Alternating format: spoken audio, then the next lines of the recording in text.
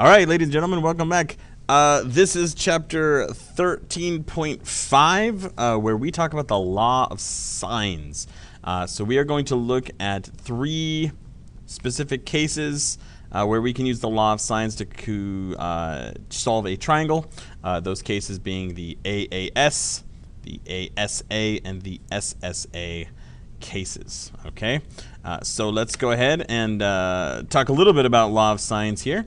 So everything we've done thus far with trigonometry, we have been doing right triangles. We've been solving for just things that are right triangles.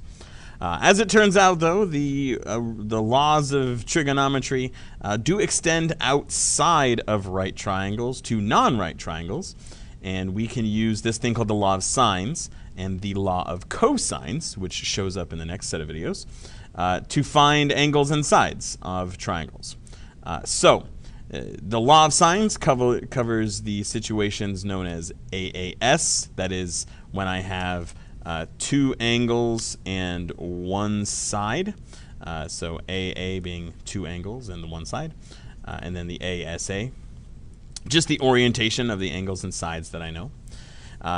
And it also covers when we have two sides and one angle, and that's known as the SSA case, which has some issues, right? When we're talking about that type of triangle. So we will get to that first. But the law of sines is basically this formula here.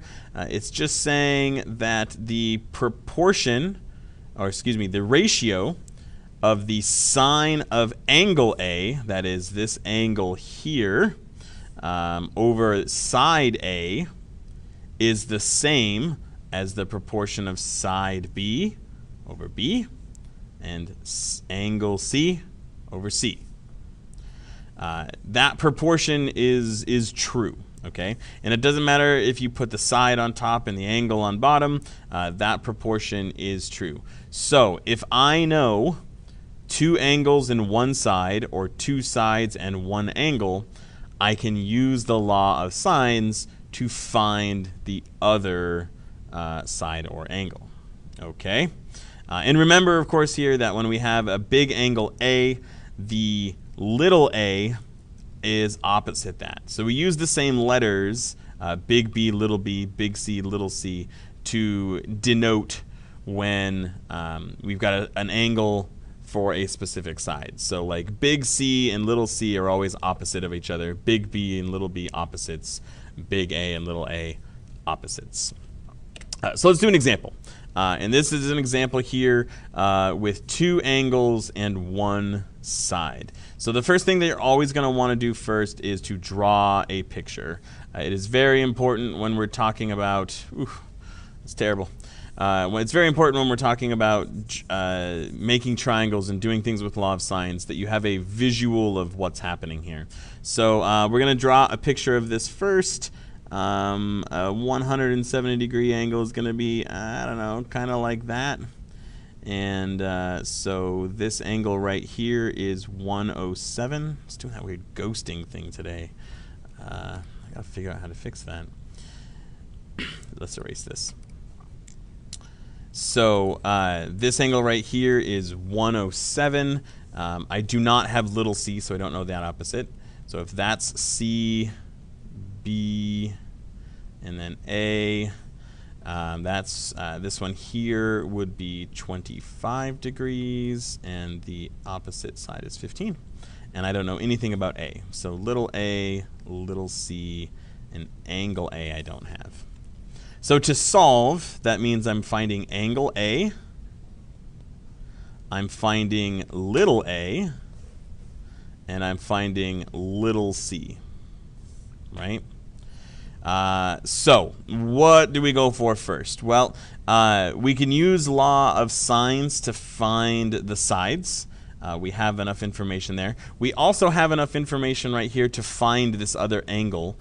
So let's do that first because that's kind of the easy one. Angle A is the interior angles of a triangle will add up to be 180. So if I subtract 107 and 25, I should get what angle A is. So 180 minus 107 is minus 25 is, that's all 48. So angle A here is 48 degrees. Okay, so we know that.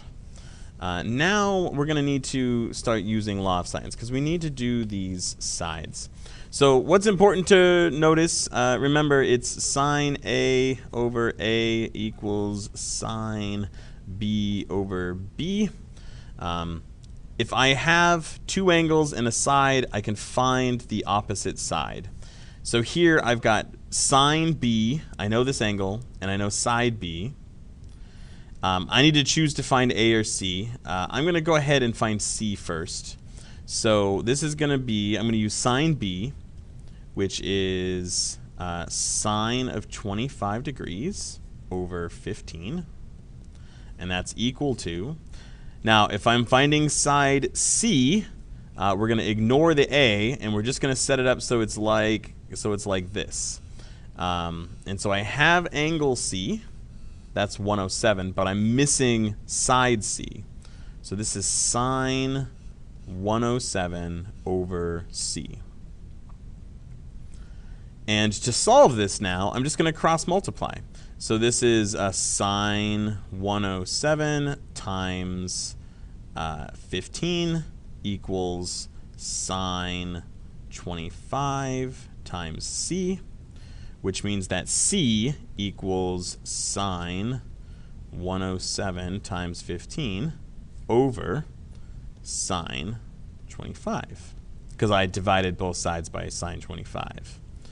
So C then equals, and this is calculator work. You just type this into your calculator. Make sure you use parentheses or to do it one step at a time here. So that means that C equals 33.94. And so that tells me this side. Now I need to find A, which is just the, I'm going to do the same thing. I know angle A, so I'm going to set up another law of sines. So angle A is 48, so this is sine of 48 over, and it's side A that I'm looking for, so that's just an A. And then I need to do sine B over B or sine C over C, and it turns out it doesn't matter which one because I have angle C and side C, and I have angle B and side B, so I could use either of these. I'm going to go ahead and use B again, since I've already done that one. So sine 25 over 15. And the solving is the same. I cross multiply. So this one's A times sine of 25. And this one is 15 times sine of 48. And then to get the A by itself, I divide both sides by sine 25. So A is 15 times sine 48 all over sine 25, which is calculator work, and you get 26.38.